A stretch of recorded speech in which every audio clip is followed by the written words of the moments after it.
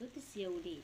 بصي بقى، بصي جمال، بصي الحلاوة، بصي الطعم، بصي لسه ايه، لسه سخن. احنا هنعمل كده عشان هندخله ايه الفرن تاني.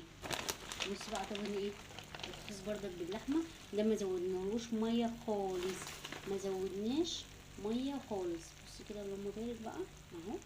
طبعا ايه كده، بصي ايه الجمال، بصي الطعام، بصي بقى الحلاوه. احنا عايزين بقى ان ايه كده كده كده كده كده كده كده كده كده، وهيخشوا الفرن ايه تاني قبل ما نعمل الرز. عشان احنا عايزين ايه حبه بقى ايه كده جبنه بالايه، حبه جبنه حلوه جبنه بقى كده عشان ايه تستوي. يعني هي يا دوبك تسيح، انا ما مرضيش ادخل ايه كده عشان يا دوبك ايه تسيح جنب حبه رز بقى كده حلوين. يعني هنبص الطعامه ونبص الحلاوه. تمام. ونبقى نحط جبنه، يلا اخر حبه في الكيس فايه ميبراش، نصرف ونكلف وملناش دعوه.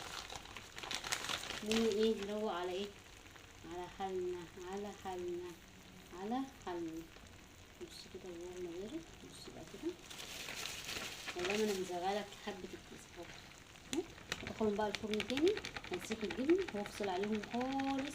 عشان ايه كده اول ما اعمل حبه الرز حبه وحبه. وكل سنه وانتم طيبين، ونتعشى عشوه حلوه جميله، نتغدى غدوه حلوه جميله زي ما انت محتاجه وعايزه. اللهم بارك. بصي الجبنه ابتدت تسيح اصلا من غير لسه ايه، انا مدخلتوش لان هو لسه سخن. تمام كده نخلص بقى وايه نرجع تاني.